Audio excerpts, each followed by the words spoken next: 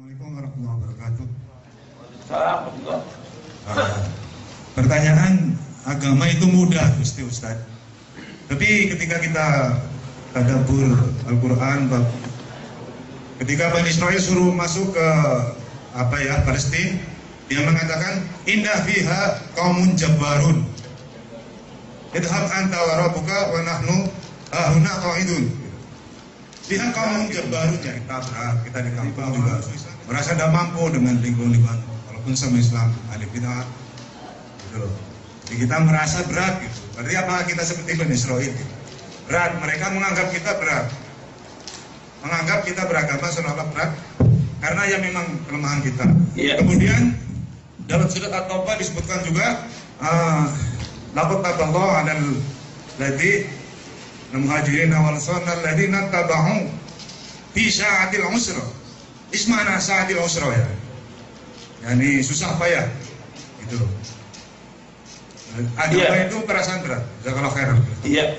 Usahakan pertanyaan satu aja, jangan banyak-banyak. Ini orangnya banyak, ratusan yang hadir. Karena berkaitan dua ayat itu, Ustaz. Iya. Jadi begini, bahwa pada hakikatnya agama Islam ini mudah, tidak sulit. Dan itu harus kita yakini dengan seyakin-yakinnya. Karena yang berfirman Allah dalam Al-Quran, yuridullahu bikumul yusra wa la yuridu bikumul usra. Allah menghendaki kepada kalian kemudahan dan tidak menghendaki kesulitan. Allah juga menyebutkan dalam surah Al-Hajj. Allah menyebutkan di akhir-akhir surah Al-Hajj, antum lihat. Allah berfirman di dalam surah Al-Hajj itu, ma ja'alallahu fid dini min haraj. Jadi Allah tidak menjadikan dalam agama ini kesulitan. Jadi Allah menyebutkan di dalam surah Al-Hajj, di akhir-akhir surah Al-Hajj, Allah berfirman di ayat terakhir, ya, disebutkan bahwa Allah tidak menghendaki kesulitan dalam beragama ini. Wa ma ja'ala 'alaikum fid dini min haraj. Dan Allah tidak menjadikan dalam agama ini kesulitan. Allah tidak menjadikan kesulitan. Jadi agama Islam ini mudah. Dan Nabi juga bersabda dalam hadits yang sahih yang diriwayatkan oleh Imam Bukhari, inna hadzal dina yusrun. Sesungguhnya agama Islam ini mudah.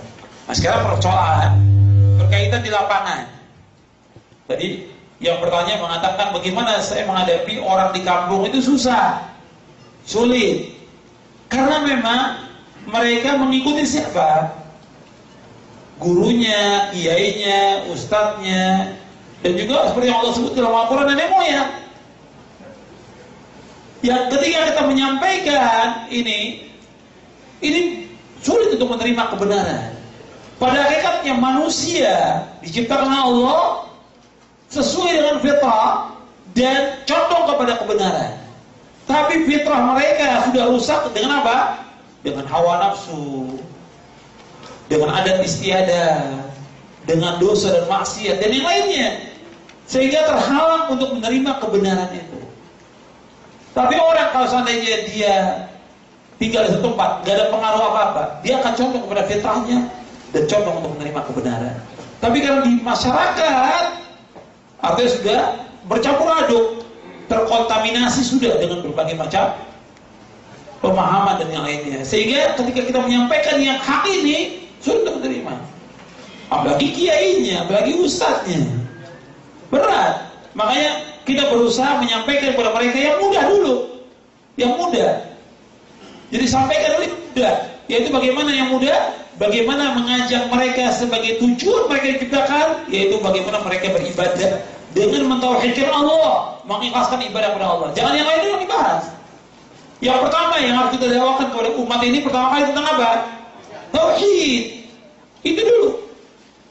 Jangan belum apa-apa masuk masyarakat sudah langsung beda. Ya nggak diterima kita. Sudah langsung semuanya bilang beda, nggak bisa terima mereka. Coba ya dijelaskan dulu yang paling penting, yaitu bagaimana beribadah kepada Allah, mentauhidkan Allah, menjauhkan segala macam perbuatan syirik. Itu dulu. Jadi saya nggak perlu soal bahas tentang Bani Israil dan lainnya. Ada pun yang tadi disebutkan di saat sulit itu sulit dalam masalah segala macamnya. Bukan dalam menerima agama, bukan. Karena orang dalam hidup ini, dalam kita beragama, Ada nggak mengalami cobaan ujian? Ada tidak? Ada.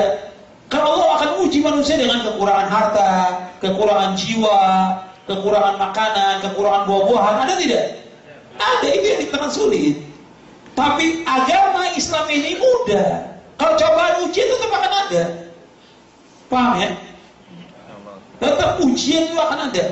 Cobaan ujian pasti akan ada. Tapi agama ini sendiri adalah agama yang mudah.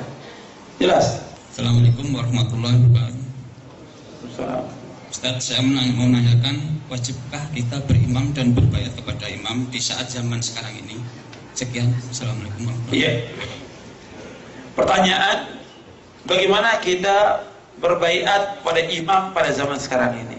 Imam yang dimaksud dalam Al-Quran maupun dalam hadis Nabi, maksudnya imam yang besar. Artinya yang mimpin negara, itu yang kita baiat. Bukan kelompok. Tidak ada satu jamaah, bikin jamaah berapa orang, umpamanya 20 orang, 100 orang.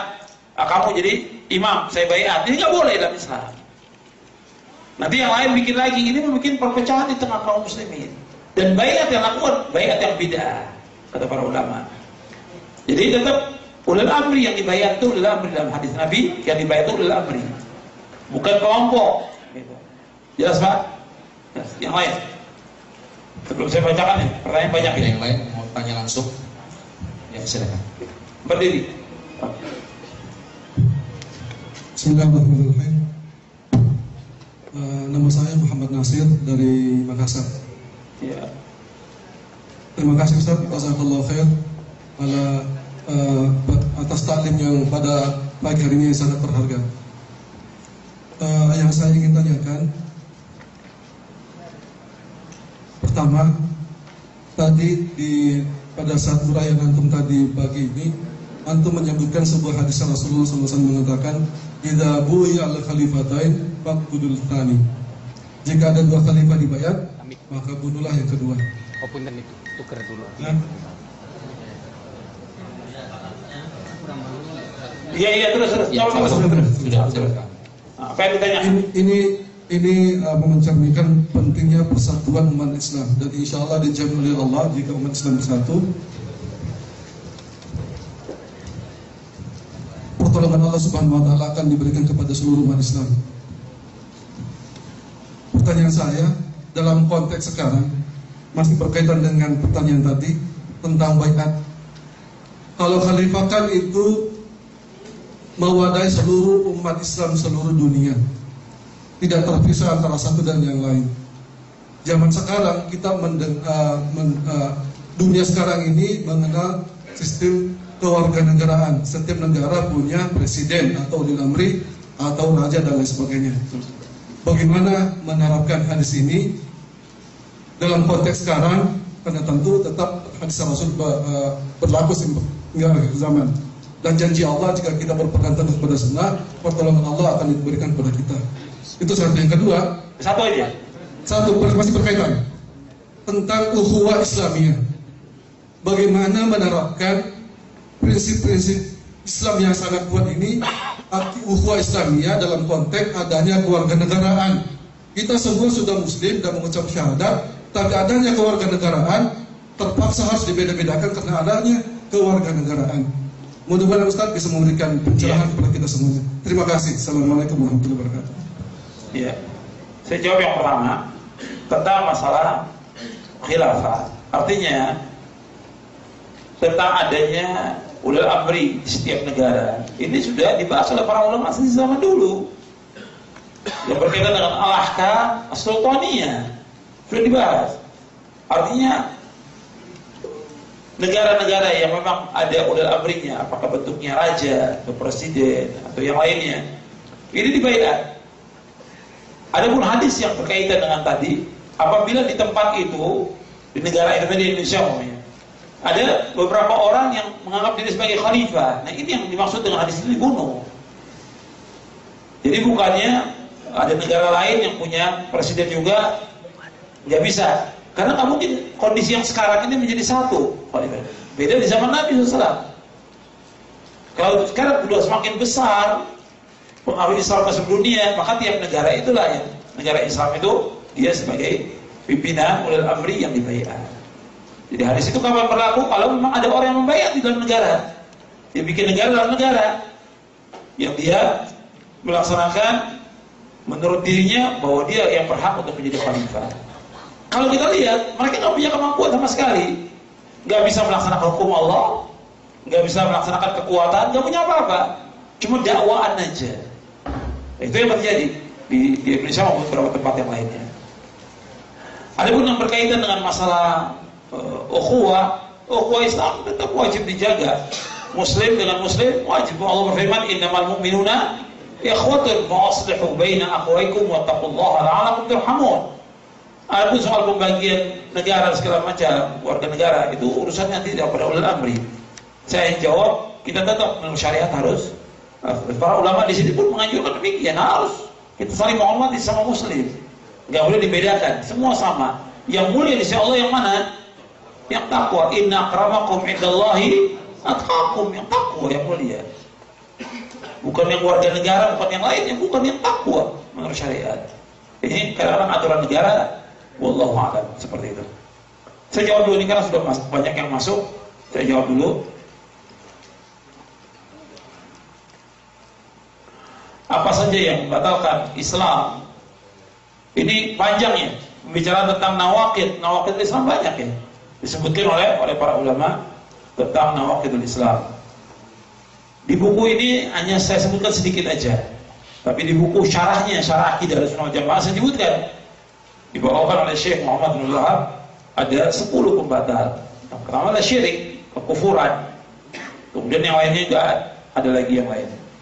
Ya, pembahasannya cukup dalam materi seperti ini. Kecuali kalau kita khusus membahas tentang nawaqid Islam.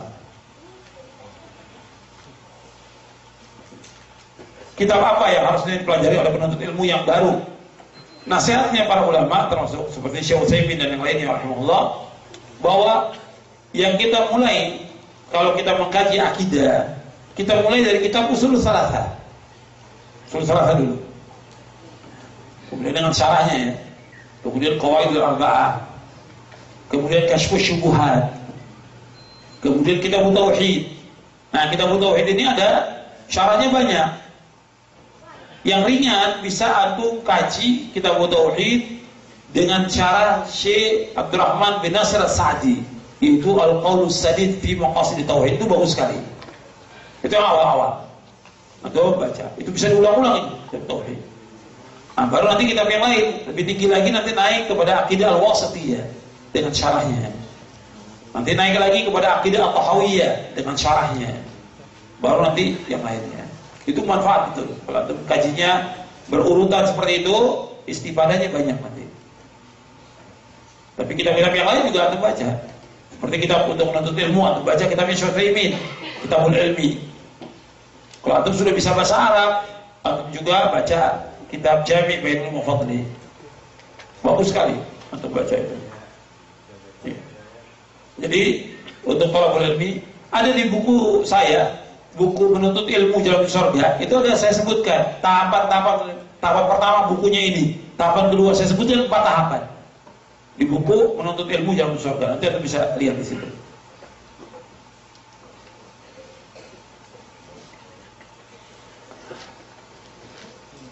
Saya mau tanya mengenai ketaatan seorang wanita pada suami, sedangkan suaminya banyak berbuat maksiat. Soal ketaatan seorang istri wajib taat. Soal suami berbuat maksiat urusannya dengan Allah.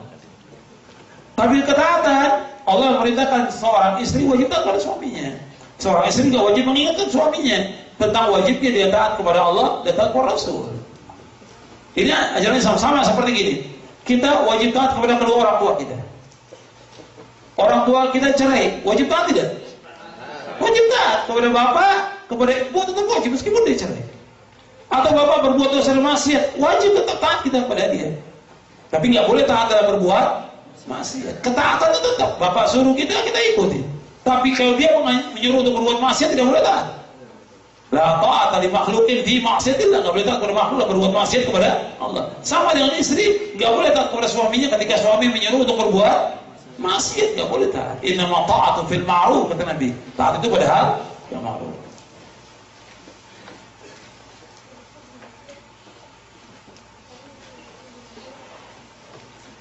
Ini ada materi yang nggak ada kaitan. Hukum bom bunuh diri seperti hujan. Kita baca bahas akidah, bukan bahas bom ini.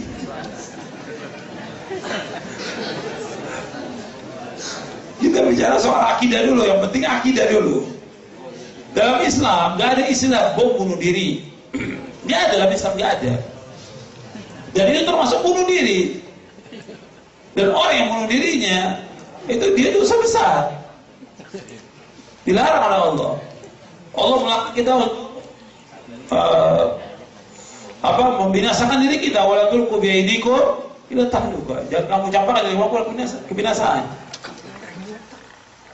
Allah berfirman, wala taqtulu anfusakum innallaha kana bikum rahimah. Jangan kalian membunuh diri kalian. Jadi masalah-masalah jihad ini nanti ada hukumnya sendiri tentang masalah jihad. Dan jihad itu harus dengan ulil amri.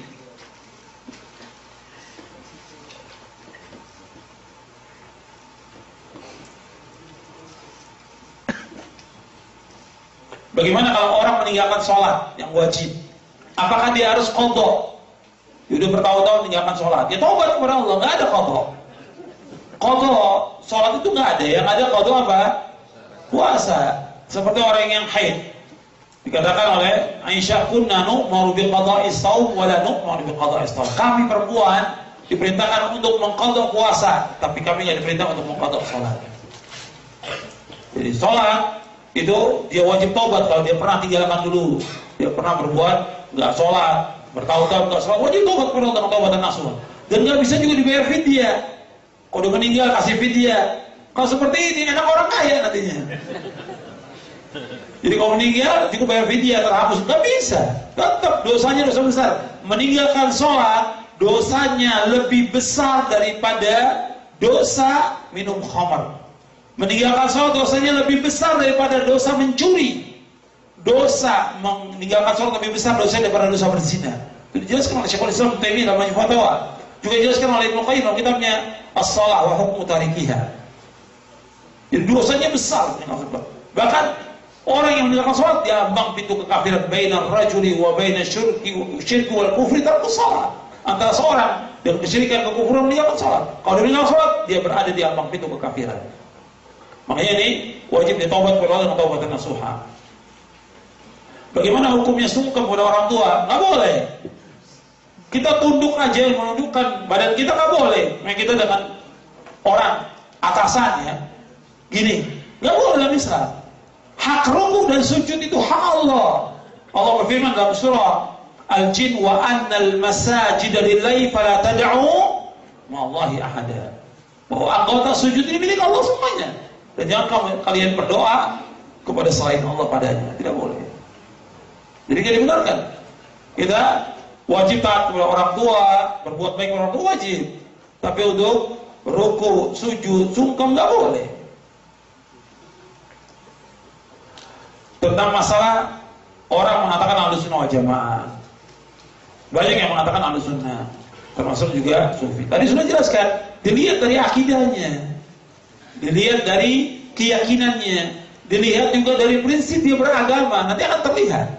Dari yang pertama saja sudah keluar Sufi di situ. Karena Sufi dia tidak pakai dalil dari Quran maupun Sunnah. Yang dipakai apa? Perkataan syekhnya. Tarekat Sufi ya. Yang dipakai siapa? Yang dipakai perkataan syekhnya. Yang dipakai dalilnya apa? Mimpi. Betul tidak? Mimpi. Bukannya dalil Quran, bukan Sunnah, mimpi. Perkataan syekhnya atau mimpi. Ini dari sini aja sudah kelihatan bedanya antara mereka dan Ahlussunnah. Bagaimana cara mengenal Tuhan dengan mata hati? Mengenal Allah SWT secara fitrah. Manusia sudah mengenal Allah secara fitrah, tapi mereka harus tahu dengan dalil lagi. Fitrah atau orang kafir mengakui tidak dengan adanya Allah. Mengakui orang kafir. Orang-orang musyrik Mekah mengakui. Sampai Allah mengatakan, wala in sa'altahu man khalaqas samawati wal arda la yaquluna Allah. Seandainya kamu tanya kepada mereka siapa yang menciptakan langit dan bumi, mereka kata Allah. Artinya mereka tahu tentang adanya Allah. Tapi mereka tidak tahu bagaimana beribadah kepada Allah. Makanya itu perlu diajarkan. Fitrah manusia mengakui. Makanya Allah Subhanahu wa taala menyebutkan bahwa makhluk ini semua manusia wajib menghadap mana? Kepada fitrah ini. Faqim wajhaka lid-dini hanifa fitratallahi allati fatara an-nasa 'alaiha la tabdila li khalqi dzalika dinul qayyim walakin aktsarun nasi la ya'lamun. Dalam surah Rum surah 30 ayat 30. Dan juga Nabi bersabda, kullu mauludin yuladu al-fitrah. Setiap anak lahir dengan fitrah. Artinya dia mengenal Allah, condong pada kebenaran. Cuma rusak dengan pengaruh hawa nafsu, lingkungan, dosa, maksiat, dan juga orang tua punya pengaruh. Tadi sebutkan tentang bacaan sujud. Apakah cukup dengan subhanallah a'la atau boleh ditambah dengan subhanallah wa bihamdi? Boleh. Subhanallah a'la saja boleh, ditambah juga dengan wa bihamdi boleh. Itu dihasankan oleh Syekh Albani dalam kitabnya Aslu Sifat Salatin Nabi 3 jilid.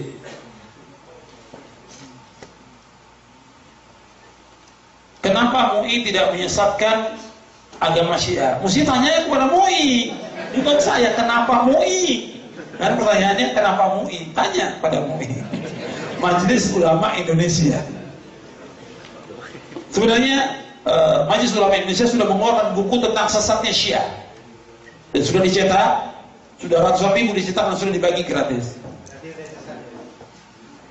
Kenapa? Berarti kan sudah disesatkan. Iya, artinya Majelis Ulama Indonesia sudah mengeluarkan buku tentang sesatnya Syiah dan juga menyebutkan tentang tokoh dan juga penerbit-penerbit Syiah dalam buku itu. Itu bisa dicetak di sini, buku itu. Saya kalau salah bawa dua nusakh saya bawa itu. Di Indonesia dibagi gratis. Sudah ratusan ribu itu contohnya buku itu. Ini yang terbitkan Majelis Ulama Indonesia, dicetak siapa aja boleh nyetak ini. Ini siapa aja boleh nyetak. Ini buku ini di ratusan ribu dibagikan di Jakarta, tapi di Indonesia dibagikan ini. Ini di sini disebutkan buku panduan Majelis Ulama Indonesia mengenal dan mewaspadai penyimpangan Syiah di Indonesia. Disebutkan tokohnya dan juga alamat-alamat penerbitnya di sini ada lengkap di buku ini. Bisa dicetak di sini.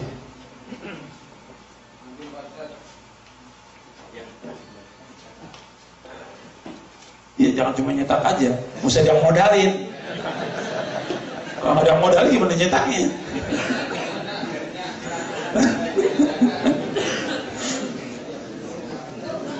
Ini juga yang nyetak juga bukan dari Majelis Ulama, ini dibagikan dari teman-teman yang nyetak ini.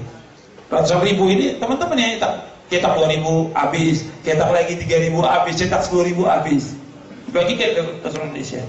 Jadi bukan Majelis Ulama yang nyetak, jadi teman-teman aja yang nyetak ini. Dan itu dari Majelis Ulama ininya naskahnya. Dan disebutkan bahwa agama itu mudah.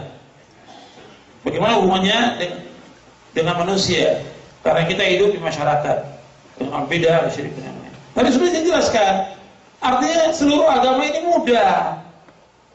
Kita dalam melaksanakan agama kepada Allah dan kepada manusia ini mudah. Cuma kadang-kadang ikhwan fillah azakumullah, kadang-kadang muamalah kita juga kurang baik gitu. Artinya sikap kita kepada masyarakat yang awam juga tidak baik. Mereka awam nggak ngerti agama, tentunya dikasih yang mudah dulu penjelasan tentang agama. Kadang-kadang kita langsung terpoin, langsung mengatakan syirik, bid'ah, ini nggak boleh, ini haram, bingung masyarakat. Antum dikasih hidayah oleh Allah mudah dalam menerima kebenaran, tapi belum tentu orang lain mudah dalam menerima kebenaran. Iya tidak? Iya. Saya beri contoh.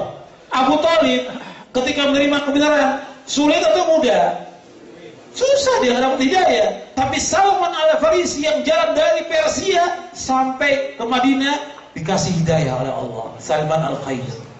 Abu Thalib bersama Nabi nggak dikasih petunjuk, tidak masuk Islam. Ini hidayah. Jadi ada orang diberikan oleh Allah kemudahan, antum diberikan oleh Allah kemudahan untuk menerima agama Islam. Belum tentu orang tua kita mudah dalam menerima Islam. Iya tidak? Orang tua kita belajar tentang segala macam sudah, yang bid'ah, yang syirik, toreko, segala macam. Sekarang antum dapat ilmu, antum menyampaikan, nggak mungkin diterima dalam sehari atau 2 hari atau seminggu. Mungkin proses waktu yang panjang dan juga dengan doa kita kepada Allah, Allah bukakan hatinya dia. Iya tidak? Nah begitu dalam kita bergaul dengan masyarakat. Ketika kita dapat hidayah dari Allah, kita akan sampaikan. Perlu waktu, perlu kesabaran, perlu lemah lembut dalam menyampaikan kepada mereka. Nah kadang-kadang kita tidak. Kita langsung udah ini syirik, ini bid'ah, nggak bisa. Pelan-pelan kita menjelaskan kepada mereka, tapi kita nggak ikut dengan syiriknya, nggak ikut dengan bid'ahnya. Kalau dakwah kita ditolak, dakwahnya para nabi ditolak atau tidak? Ditolak dakwahnya para nabi. Sampai satu hadis. Nabi SAW, ketika Nabi mendapatkan wahyu, ya, pertama kali dapat wahyu, Nabi menggigil, diselimuti oleh Khadijah bintu Khadir Danha. Kemudian dia panggil sepupunya Waraqah bin Naufal radhiyallahu anhu. Kemudian ditanya tentang cerita yang dikisahkan oleh Nabi. Kemudian kata Waraqah, apa kata Waraqah? Ma min rajulin ja'a mithla ma ji'ta bihi na'udi. Kata Waraqah, tidak ada seorang pun yang membawa seperti yang kau bawa, pasti dimusuhi, pasti dimusuhi. Ini hadis di awal-awal kitab Badi'il Wahyi di Sahih Bukhari, bisa dilihat di hadis nomor 3. Di hadis nomor 3 di Sahih Bukhari. Tidak ada seorang pun yang datang seperti yang kau bawa Muhammad, mesti kau pasti akan dimusuhi. Dalam riwayat yang lain disebutkan illa udzi. Dalam riwayat yang lain disebutkan udi, dalam riwayat yang lain disebutkan udzi. Seperti dijelaskan oleh Al-Hafidz Ibnu Hajar. Jadi setiap yang kita bawa dari Quran dan Sunnah yang jelas ini hak benar, tapi dicela, dicaci, dimaki, dihina. Jadi kita begitu juga ketika kita berhadapan dengan masyarakat, mesti seperti Nabi dikatakan oleh orang-orang musyrik Mekah, orang yang aman amin. Tapi begitu Nabi membawakan dakwah tauhid, bagaimana? Dimusuhi. Dan ini sunnatullah, nggak akan berubah sunnatullah ini. Kita perlu sabar dalam kita berdakwah. Tadi disebutkan tentang kullu bid'atin dhalalah. Kata ahli bid'ah bahwa setiap lafal kullu selesai nakira berarti sebagian. Ini kok ngajarin Nabi ya? Nabi ini orang Arab bukan? Yang paling tinggi, paling mulia nasabnya. Ketika Nabi bersabda sallallahu kullu bid'atin dhalalah, Nabi tahu nggak yang disabdakan ini? Nabi tahu nggak yang disabdakan? Ya paling tahu ya Nabi sallallahu para sahabat yang disampaikan. Tahu tidak? Baru ngerti nahu sedikit, nakiro segala macam, sudah mau ngelawan Rasulullah SAW. Keterlaluan. Nabi yang paling paham bahasa Arab, Nabi sudah menjelaskan kullu bid'atin dhalalah wa kullu dhalalatin finnar. Setiap bid'ah sesat, setiap kesatuan neraka. Nabi yang demikian. Dipahami oleh sahabat demikian. Sahabat paham nggak bahasanya Nabi? Paham. Orang-orang Arab paham. Makanya dikatakan oleh Ibnu Umar, Anda perhatikan perkataan Ibnu Umar. Kata Ibnu Umar, kullu bid'atin dhalalah wa in ra'ahan nasu hasanatan. Kata Ibnu Umar, setiap bid'ah itu sesat semuanya, meskipun orang memandang baik. Meskipun orang bilang itu hasanah, tetap apa? Bid'ah. Ibnu Umar mengatakan kullu bid'atin dhalalah wa in ra'ahan nasu hasanatan. Setiap bid'ah meskipun orang memandang baik. Jadi pandangan orang mengatakan bid'ah itu baik, tetap tidak baik, semuanya sesat. Yang mengatakan sesat Rasulullah SAW. Kalau dikatakan bahwa bid'ah itu tidak semuanya sesat, sekarang saya jelaskan kepada antum perhatikan. Ya, kullu bid'atin dhalalah wa kullu dhalalatin finnar. Setiap bid'ah sesat, setiap kesesatan tempat neraka. Sekarang saya mau tanya kepada antum, setiap kesesatan neraka. Ini kalimatnya kullu dhalalatin finnar. Ada nggak sebagian sesat di sorga? Jawab. Ada nggak sebagian sesat di sorga? Nggak ada. Kullu semuanya berarti. Semua kesesatan tempatnya di mana? Di neraka. Sekarang kita kembali kepada awal. Kullu bid'atin. Kullu juga lafadznya. Setiap bid'ah adalah sesat. Berarti semuanya bid'ah sesat. Kalau dia berada separuhnya hasanah, berarti ada separuh yang sesat berada di mana? Di surga. Bertentangan dengan syariat, bertentangan dengan akal, bertentangan dengan fitrah. Jelas ini? Jelas. Cuma kadang-kadang kita dibodohin sama orang yang belum belajar nahwu shoroh. Nabi bahasanya bahasa Arab yang fasih. Satu lagi, ada pertanyaan. Ustadz, semenjak ngaji sunnah, suami itu bawaannya serius sekali, sehingga suasana rumah sering kaku dan tegang, nggak ada romantisnya, hilang romantisnya. Jadinya mau apa-apa takut salah. kelembutan dan romantis suami jadi hilang. Apa memang begitu kalau kita ngaji sunnah? Ya kan harus apa nih kalau kita ngaji sunnah orang setelah itu jadi tegang gitu. Nah terus seperti apa menghinakan dunia? Apakah tidak boleh menikmati kehidupan dunia? Tolong dijelaskan. Iya. Tapi dua pertanyaan. Yang pertama tentang masalah orang belajar sunnah. Kalau orang belajar sunnah, mestinya dia tambah baik, kondisi tambah baik, keadaan rumah tangga tambah baik. Cuma kadang-kadang karena memang baru dia melaksanakan sunnah, ya kekakuan itu masih ada. Cuma tetap aja kita berusaha bagaimana untuk memperbaiki kekurangan itu. Jangan ditimpali kekurangan itu dengan keributan, jangan. Justru ini baru mau melaksanakan sunnah, memang agak kaku karena baru. Seperti antum pakai baju baru, kadang-kadang kaku juga pakai baju baru. Pakai sepatu baru, pakai kaos baru, pakai sandal baru, kaku, jalannya juga kaku. Begitu juga orang melaksanakan sunnah, ada aja itu kekakuan. Tapi kita terus mengingatkan dengan cara yang baik. Dan insya Allah kalau sudah menikmati sunnah ini, rumah tangga, masya Allah, sakinah, mawaddah, warahmah. Nah, kadang-kadang suami juga tidak mendukung istrinya melaksanakan sunnah, atau kebalikan, suami melaksanakan sunnah, istrinya mendukung. Maka ini diberikan pengertian dan juga di samping itu dengan doa, bukan dengan kekerasan. Dia akan selesai dengan kekerasan, dengan kelemah lembutan. Masuk ke dalam agama ini dengan lemah lembut, dengan keras nggak akan bisa. Dengan keras nggak bisa. Dan juga yang perlu diingat, kalau umpamanya kita melaksanakan sunnah, istri belum bisa memahami, kita jelaskan dengan baik kepada dia.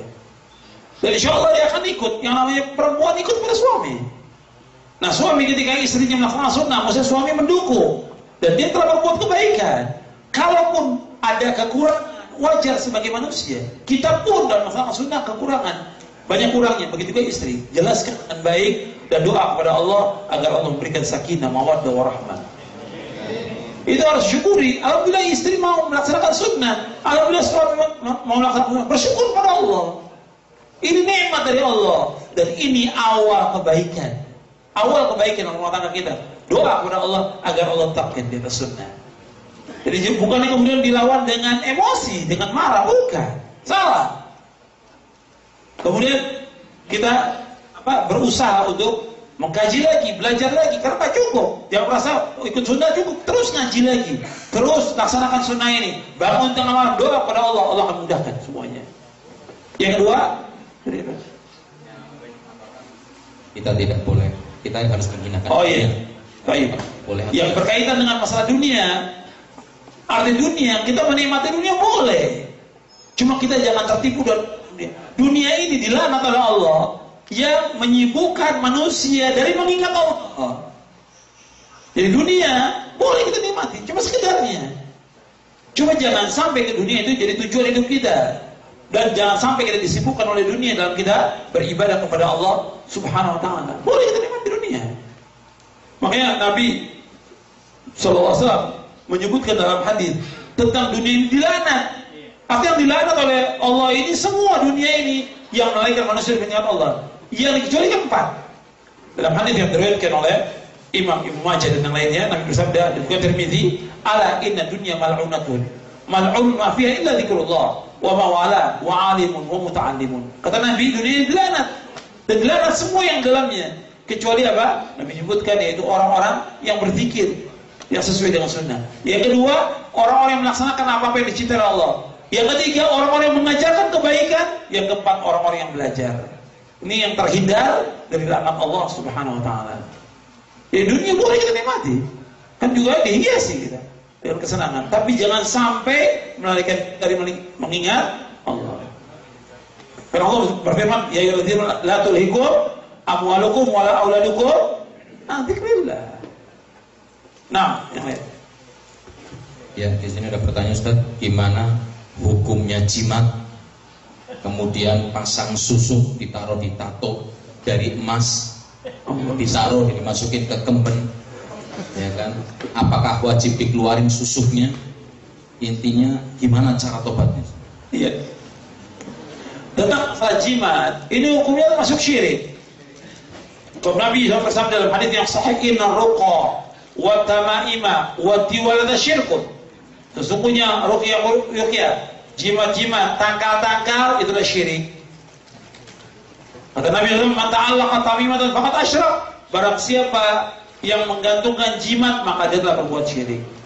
Jimat nggak ada manfaat sama sekali, tidak bisa menolak bahaya dan tidak juga mendatangkan manfaat, tidak sama sekali. Yang bisa mendatangkan manfaat hanya Allah, yang bisa menolak hanya Allah. Nggak boleh kita menggantungkan hati kita kepada makhluk, apalagi kepada benda, nggak boleh. Gantungkan hati kita hanya kepada Allah Subhanahu wa Ta'ala. Jadi benda-benda itu nggak ada manfaat sama sekali, justru membuat orang tambah lemah. Orang yang pakai jimat itu bukan tambah kuat, tambah lemah. Umpamanya jimatnya ketinggalan, bagaimana? Takutnya luar biasa, was-was hidupnya. Makanya ini gak ada manfaat sama sekali. Jadi bagi yang bertanya, buang ini, bakar. Semuanya gak ada manfaat. Susuk apa semua gak ada manfaatnya. Membuat kita lemah dan kita berdosa besar dengan taubat, dengan taubatan nasuha. Tapi buang benda-benda itu apa aja? Apakah bentuknya kertas, bentuknya susuk, bentuknya bacaan-bacaan, buang semua, dibakar. Gak ada manfaat sama sekali. Kita kembali kepada Quran Sunnah menurut salafus saleh dan kita bertobat kepada Allah Taala. Kita belajar Quran Sunnah dengan paham yang benar. Ya, yang lain. Apa yang dimaksudkan dengan ilmu tarekat, Ustaz? Karena banyak sekali kita mendengar aliran-aliran tarekat. Ya, tarekat ini artinya jalan yang dipakai oleh manusia untuk menuju kepada Allah. Tadi sudah kita bahas dalam syarah akidah bahwa tentang masalah tarekat, artinya dilakukan oleh manusia untuk menuju kepada Allah. Tadi sudah kita jelaskan bahwa agama Islam sudah sempurna. Dalam Islam tidak ada istilah tarekat atau cara-cara dan yang lainnya. Allah sudah jelaskan. Makanya Al-Hafidz Ibnu Katsir ketika menafsirkan ayat ini, ayat yang surah Al-Maidah ayat 3, kata beliau, wala tariqata illa tariqati Muhammad SAW, wala syari'ata illa syari'at Muhammad SAW. Tidak ada tarekat kecuali tarekat yang dibawa oleh Nabi Muhammad, dan tidak ada syariat kecuali syariat yang dibawa oleh Nabi Muhammad SAW. Jadi tidak ada yang dibuat oleh manusia. Tarekat banyak, puluhan nama. Ada Tijaniyah, Qadiriyah, Sanusiyah, Rifaiyah, segala macam sudah. Naqsyabandiyah. Ini buatan manusia, buatan manusia. Buatan manusia. Makanya kalau orang mengatakan kita beragama harus ikut tarekat. Kalau nggak tarekat sesat, masuk neraka. Tanya kepada orang-orang itu, Imam Syafi'i ikut tarekat apa? Imam Syafi'i ikut tarekat apa? Apa antum berani mengatakan Imam Syafi'i sesat? Gak berani dia. Abu Bakar ikut tarekat siapa? Abu Bakar Siddiq radhiyallahu anhu arda. Jadi agama ikuti Quran dan Sunnah, bukan ikut tarekat, bukan ikut aliran, bukan ikut golongan Quran dan Sunnah. Ulama menjelaskan agar manusia mengikuti Quran Sunnah, bukan kita ikuti. Ulama menjelaskan sebagai petunjuk jalan ulama ini. Sama seperti kita sekarang ini. Kita dari Indonesia datang ke Saudi nggak tahu kemana kita berjalan. Mekah di mana nggak tahu kita. Orang tunjukin sudah sampai di Mekah depan Ka'bah, ya udah kita menghadap ke Ka'bah. Kalau kita nggak tahu tempat lain, kita tanya kiblat itu kemana. Tapi kalau sudah depan Ka'bah, tanya lagi ya. Ini permisalannya. Ketika kita nggak tahu jalan, kita tanya kepada orang, kiblat itu di mana? Saya nggak tahu. Saya tinggal di Jeddah, nggak tahu kiblat kemana. Tapi sesudah kita sampai di Mekah, masuk Masjidil Haram, depan Ka'bah, tanya lagi nggak pada ulamanya? Ya kiblat itu mata kita. Begitu juga dalam kita beragama. Ulama menunjukin dalil. Dalilnya, ini hadisnya. Yang kita ikuti ulama atau dalil? Dalil yang kita ikuti. Yang kita ikuti dalil, itu yang kita ikuti. Kalau kita belum tahu dalilnya, tanya lagi kepada ulama. Dalilnya sahih atau tidak? Bagaimana penjelasan caranya? Boleh katanya. Jadi ini dalam kita beragama, kita harus betul-betul teliti supaya kita nggak sesat. Sama seperti kita antum pulang ke Indonesia, mau beli tanah, beli mobil, antum tanya nggak suratnya? Tanya suratnya, bener nggak, palsu nggak, detail tanyanya sampai berhari-hari. Kalau buat dunia, Tapi buat akhirat orang kasih, ini yang kalau mau selamat nih ikut tarekat, terima aja samina wa ata'na masuk. Kira dua akhirat, kita nggak mau tanya-tanya. Kira dunia, kita luar biasa telitinya. Ini sahih apa enggak nih? Tanahnya gimana? Benar atau enggak ini? Tanya ke BPN dulu. Ya suratnya asli atau tidak? Sertifikatnya. Sampai seperti itu untuk dunia. Tapi akhirat kita nggak pernah tanya. Sholat begini, perayaan begini, ikut aja. Samina wa ata'na. Kalau samina wa ata'na pada dalil Quran Sunnah itu kita ikuti, bukan perkataan orang. Jadi jangan banyak yang melakukan manusia yang menyimpang dari siratal mustaqim. Kita hati-hati. Karena Nabi sudah menyebutkan bahwa jalan yang sesat itu banyak, jalan yang selamat hanya satu. Nah, yang lain. Ya. Di sini pertanyaan menyebutkan melihat gambaran kondisi umat saat ini di mana Ustadz Ahlus Sunnah selalu mendapat tekanan dan kerusuhan di berbagai tempat dan wilayah. Bagaimana perkataan sebelumnya yang mengatakan pemegang teguh kepada sunnah akan mendapatkan ketenangan, kebahagiaan dalam hidupnya. Di satu sisi kita melihat pola hidup Barat yang tertib, rapi, seakan-akan mereka mengajarkan ajaran agama Islam, padahal mereka bukan Muslim. Sedangkan di negeri Muslim dan Muslimnya sendiri kondisinya, akhlaknya, perilakunya jauh dari syariat Islam. Bagaimana pandangan Ustadz pengaruh akidah dalam hal ini terhadap akhlak seseorang? Iya, artinya berkaitan dengan kehidupan seorang Muslim. Kita bicara soal individu pribadi. Artinya kalau kita mengikuti sunnah, antum akan merasakan. Karena saya ambil contoh, antum dulu pernah mengikuti perbuatan bid'ah, syirik. Antum bisa rasakan, gak mengalami ketenangan. Itu wakil, nyata yang begitu. Gak tenang, hidup berbuat bid'ah itu gak mengalami ketenangan. Tapi begitu antum mengikuti sunnah, Al-Quran, ada ketenangan. Dalam hidup kita, ada ketenangan, kenikmatan dalam hidup ini. Ada pun soal berbagai macam tantangan, cobaan, ujian. Kita lihat para nabi dan para rasul, mereka adalah orang yang paling bahagia di muka bumi ini. Tapi mereka dapat cobaan atau tidak? Dapat cobaan, dapat ujian. Berat ujiannya. Semakin kuat iman seseorang, semakin berat cobaan dan ujiannya. Dan itu apa? Untuk menghapuskan dosa, untuk mengangkat derajat, dan untuk masukkan mereka ke dalam apa? Ke dalam surga. Dengan sebab ujian itu. Para nabi diuji oleh Allah. Maka orang mengikuti para nabi tetap diuji. Atau Nabi Musa dikejar oleh Firaun, Nabi Ibrahim, nabi-nabi yang lain, Nabi Yusuf sampai dilempar ke dalam sumur, dan yang lainnya sampai Allah angkat menjadi penguasa. Semua diuji dulu. Nabi Isa dikejar-kejar oleh Nabi Zakaria, dibunuh oleh umatnya. Nabi Yahya dibunuh oleh umatnya. Nabi Muhammad diusir dari Mekah, dilempari dengan batu, dilempari dengan kotoran, dan yang lainnya. Ujian.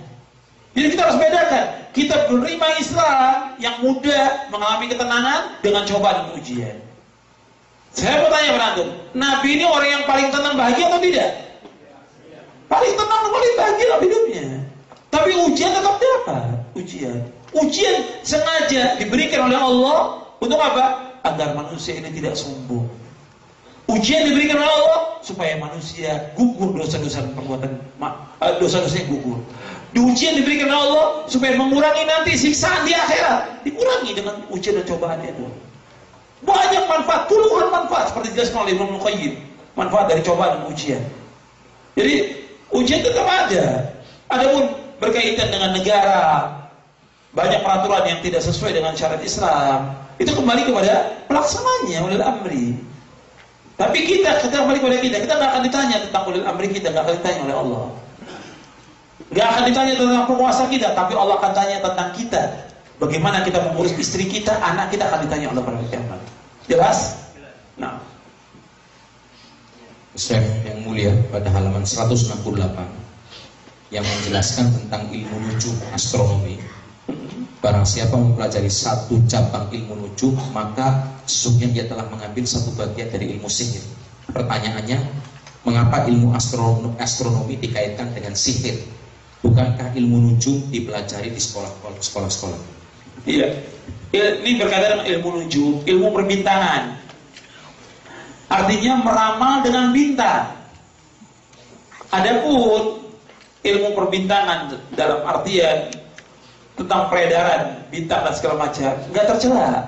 Tapi yang jadi masalah ketika dia menjadikan sebagai nisbat. Umpamanya begini, di zaman jahiliyah kalau turun hujan mereka mengatakan hujan itu turun karena bintang ini. Yang ini kufur kata Allah. Kita harus menisbatkan hujan ini kepada apa?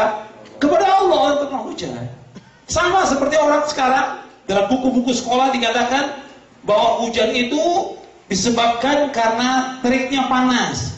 Kemudian panas ini menyedot air, menguap, kemudian turun hujan. Mestinya penguapan yang terbesar di mana? Di Saudi. Nggak turun hujan. Ini ilmu kafir. Mengatakan bahwa hujan itu karena penguapan air. Karena panas, udara, penguapan, kemudian turun hujan. Ini kufur, ilmu kufur ini. Mereka nggak nisbatkan hujan kepada siapa? Kepada Allah. Yang turun hujan Allah SWT. Bukan karena penguapan, bukan karena matahari, bukan karena yang lain. Di Bogor, kota dingin, kota hujan. Tiap hari hujan. Nggak siang kalau hujan. Jadi kita mempelajari ilmu ini nisbatnya kepada Allah. Adapun ilmu bintang yang ada itu berkaitan dengan yang dilarang itu tadi, menisbatkan segala kejadian alam ini kepada bintang, atau menisbatkan segala macam yang terjadi kepada bintang. Ini nggak boleh. Ramalan cuaca dan segala macam, ramalan cuaca boleh, ilmu pengetahuan ya. Tapi karena bintang ini terjadi hujan ini, karena terjadi musim ini, terjadi penyakit ini, nggak boleh. Artinya semua berjalan dengan apa yang ada dan berjalan dengan ketentuan dan kehendak Allah SWT. Itu sudah cukup ya. Kita dengan materi aja.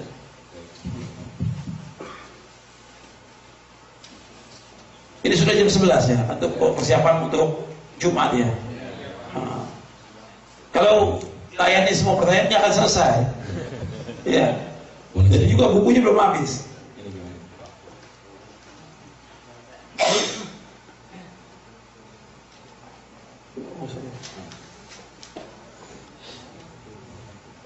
Yang berkaitan sudah nggak ada lagi. Iya. Kecuali tentang masalah ini aja mungkin. Dalam bekerja kita memiliki pos untuk meminta izin hajian, tapi tidak dikasih. Apakah boleh kita melanggar karena mengambil hak sesuai perjanjian? Ini pertanyaan terakhir. Artinya bagaimana kalau kita punya majikan? Iya. Masih ada 2 lagi pertanyaan penting. Bisa nggak? 2 lagi. Atau itu aja? Itu aja. Apa itu aja? Langsung pertanyaan. Ya silakan. Satu aja mungkin. Assalamualaikum warahmatullahi wabarakatuh. A'udzubillahi minasyaitonir rajim. Ihdinas shiratal mustaqim. Setiap mukminin berdoa ingin diberikan lurus. Bahkan orang muslim yang kamil dalam 24 jamnya tidak kurang 17 kali Fatihah. Tapi ternyata meskipun batu baterai saya ini nomor 1, kitab saya nomor 1, tidak ada nomor 2-nya. Ternyata Shiratal Mustaqim itu masih butuh fa'il tanajatum farduhu ilallahi wa rasul. Pertanyaannya hanya satu saja, Ustaz. Mungkinkah ada tanda dari hidupnya sampai matinya, karena semua meyakini ingin diridhoi oleh Allah Subhanahu wa Ta'ala dari Shiratal Mustaqim tersebut? Adakah tanda-tanda orang yang diridhoi Allah itu yang dilihat umum atau di dalam keyakinan masing-masing? Jazakumullah. Ya. Assalamualaikum warahmatullahi wabarakatuh. Ringkas saja Ustaz Hafizullah ini minta klarifikasi, kemudian minta keterangan, karena ini termasuk penting sekali di halaman 184 nomor 67 yang berbunyi termasuk prinsip akidah Ahlus Sunnah wal Jamaah adalah mereka membenci para pengekor hawa nafsu dan ahli bid'ah yang mengada-ngadakan sesuatu yang baru dalam agama, tidak simpatik kepada mereka, tidak berteman dengan mereka, tidak sudi mendengarkan ucapan mereka, tidak duduk di dalam majlis mereka, tidak berdiskusi atau pikiran dengan mereka dan tidak mau dialog dengan mereka. Rasulullah SAW bersabda, "Sayakunu fi akhir ummati unasun yuhadditsunakum ma lam tasma'u antum wala aba'ukum fa iyyakum wa iyyahum." Nah, hadis ini Ustaz, saya waktu mondok gitu ya, di pesantren, ini malah dikaitkannya dengan terus terang saja golongan Wahabi. Hadis ini yang berbunyi, akan datang di akhir umatku orang-orang yang berbicara kepada kalian dengan apa-apa yang belum pernah kalian dan bapak-bapak kalian dengar. Maka hati-hatilah kalian terhadap mereka. Ya, jadi hadis ini diselewengkan bahwa nanti akan datang orang-orang yang membawa paham baru dianggap oleh mereka, yang bertentangan dengan bid'ah mereka. Nah, kemudian di sini minta betul-betul penjelasan ini, karena ini akan menimbulkan sesuatu yang kira-kira bagi yang mendengar dan membaca buku ini, nah nanti bagaimana ya, artinya nggak mau dengan bapak mereka yang masih ahli bid'ah, nggak mau dengan saudara mereka yang ahli bid'ah, tidak mau duduk, tidak mau berdialog, nah akhirnya menimbulkan perpecahan ini, Ustaz. Nah, itu. Nah, maka karena ini minta keterangan yang sejelas-jelasnya dari Ustaz. Sekian dan terima kasih. Yang pertama tadi berkaitan dengan ihdinas siratal mustaqim. Artinya tunjukin kami ke jalan yang lurus. Kita minta 17 kali kepada Allah. Jalan yang lurus itu jalan yang telah ditempuh oleh Rasulullah SAW dan para sahabatnya. Kan disebutkan di situ siratal ladzina an'amta 'alaihim. Jalannya orang-orang yang kau bernikmat atas mereka. Jalan yang telah bernikmat ditafsirkan oleh para mufassirin itu ada 4. Yang maksud ihdinas siratal mustaqim itu 4. Yang pertama maknanya al-haq, kebenaran. Yang kedua maknanya al-Islam. Yang ketiga Al-Quran. Yang keempat Abu Bakar dan Umar. Kata Al-Hafidz Ibnu Katsir ketika menjelaskan tafsir ayat ini, bahwa 4 ini nggak benar. Artinya orang yang mencari kebenaran ada dalam Islam. Islam sumbernya Quran dan Sunnah.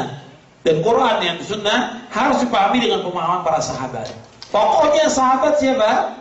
2, Abu Bakar dan Umar. Kita wajib mengikuti pemahaman itu.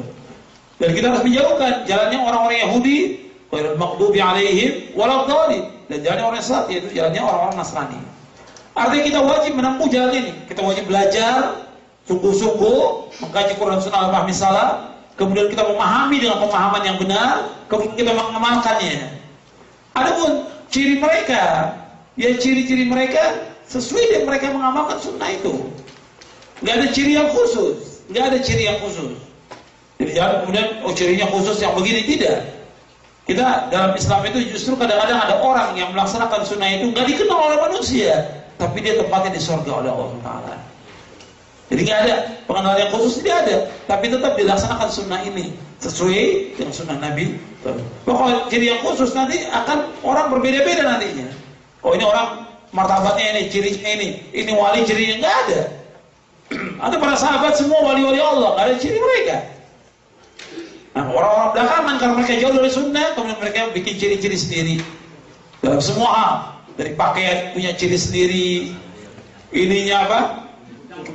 Picinya, sorbannya ciri sendiri. Ini juga menyalahi sunnah Nabi SAW. Sehingga kadang-kadang orang dikenal dari orang takwa dengan ciri pakaiannya. Sedangkan pakaian, bentuk tubuh dilihat oleh Allah atau tidak? Tidak. Innallaha la yanzuru ila suwarikum wala ila ajsamikum, walakin yanzuru ila qulubikum wa a'malikum. Kata Allah, kata Nabi SAW dalam hadis yang sahih Imam Muslim, Allah nggak akan lihat kepada rupa kamu, bentuk kamu. Allah nggak akan lihat. Dan Allah nggak lihat juga kepada tubuh kamu, ya pendek, gemuk, kurus. Allah nggak lihat, tapi Allah melihat kepada hati dan amal. Allah nggak lihat kepada pakaian yang bagus, tidak. Allah nggak lihat kepada sorbannya, enggak. Allah lihat kepada hati dan amalnya dia. Itu ciri dalam Islam, dalam amal, bukan ciri khusus. Banyak orang bikin ciri khusus, akhirnya menimbulkan kepada apa? Menimbulkan kepada riya, menimbulkan kepada pamer, menimbulkan kepada sum'ah, menimbulkan kepada ingin dan sering dipuji. Padahal itu nggak akan bertemu antara ingin dipuji dengan keikhlasan, selama-lamanya nggak akan ketemu. Kata Ibnu Qayyim dalam kitabnya Al-Fawaid, bahwa orang yang beriman dia harus ikhlas pada Allah. Nggak akan ketemu antara orang yang ikhlas dengan ingin dipuji dan disanjung. Jelas? Yang kedua sekarang. Yang kedua, pertanyaan berkaitan dengan sikap Ahlussunnah pada bidah. Ini saya ringkas dari kitab-kitab para ulama. Puluhan kitab saya ringkas ini. Bukan satu kitab. Ini untuk poin ini saya ringkas 10, mungkin atau 15 kitab. Bagaimana sikap Ahlus Sunnah kepada Ahlul Bidah secara umum. Artinya nggak boleh salam. Tentunya Ahlul Bidah yang betul-betul dia tokoh Ahlul Bidah. Tokoh. Nggak boleh kita ucapkan salam kepada mereka. Nggak boleh kita senyum kepada mereka. Nggak boleh meningkatkan anak kita pada Ahlul Bidah. Dan yang lainnya disebut oleh para ulama. Dan ada dalam kitab-kitabnya. Saya jelaskan sedikit juga di syarahnya. Syarah Aqidah Ahlussunnah wal Jamaah. Saya jelaskan itu. Bagaimana penjelasan para imam dalam kitab-kitab mereka. Mereka judul tentang Baro'ah. Hatta Imam An-Nawawi dalam kitabnya Al-Adhkar. Sudah menulis tentang judul kitabnya, di babnya itu tentang wajibnya menjauhkan Ahlul Bidah. Tapi bukan berarti bahwa dalam praktek kita bermasyarakat langsung tidak senyum dengan mereka, tidak salam. Kita lihat kepada maslahat dan mafsadah. Seluruh syariat Islam ini kembali kepada maslahat dan mafsadah. Maslahat tidak sikap kita begitu. Kalau nggak maslahat, ya kita tetap ucapkan salam. Kita sendiri Ahlul Bidah banyak, sikap kita keras, nggak ada manfaat sama sekali. Justru dengan kita berlaku lembut dengan mereka pun Allah berikan hidayah. Tapi nggak boleh kita toleransi dengan bid'ah dan syiriknya. Tapi kita berbuat baik boleh. Sama Nabi SAW berbuat baik kepada orang kafir. Ada orang kafir sakit, Nabi jenguk. Kafir, Nabi jenguk. Berarti termasuk hak muslim dengan muslim. Kalau orang sakit jenguk orang muslim. Ini orang kafir, nggak punya hak daripada kita. Tapi Nabi jenguk. Tujuannya Nabi apa? Mendakwakan agar dia masuk ke dalam agama Islam. Kita juga boleh menjenguk Ahlul Bidah. Tujuannya apa? Agar dia mengikuti apa? Sunnah. Tujuannya itu. Tapi lihat kepada maslahat dan mafsadah. Ini yang menentukan oleh para ulama. Perlu syarah panjang penjelasan tentang ini. Tapi ini sudah cukup. Ada pun hadis yang dibawakan. Memang Ahlul Bidah membawakan hadis ini. Banyak. Kadang-kadang hadisnya benar dipakai untuk yang salah. Hadisnya benar. Sama seperti Khawarij. Khawarij mengatakan apa? Inil hukmu illallah. Hukum itu milik Allah. Kata Ali bin Abi Thalib radhiyallahu anhu, kalimatu haqqin urida biha batil. Kalimat yang hak yang dikehendaki oleh kebatilan untuk mengkafirkan semua penguasa. Kalimatnya benar, Quran dibawa, tapi yang dituju apa? Pengkafiran. Begitu juga tadi. Hadis ini benar dibawa oleh Ahlul Bidah untuk menjauhkan Ahlus Sunnah. Wallahu a'lam bishawab. Ini cukup sampai di sini kajian kita, mudah-mudahan bermanfaat. Dan kurang lebihnya saya mohon maaf, dan mudah-mudahan yang kita kaji bermanfaat dan kita amalkan. Pertemuan kita sedikit, mudah-mudahan bermanfaat. Ya, antum baca lagi di rumah, mudah-mudahan kita diberikan hidayah taufik oleh Allah dan tetap berpegang teguh di atas sunnah Nabi sallallahu alaihi wasallam.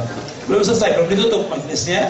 Kalau antum sabar sedikit, dari saya cukup. Wassalamualaikum warahmatullahi wabarakatuh.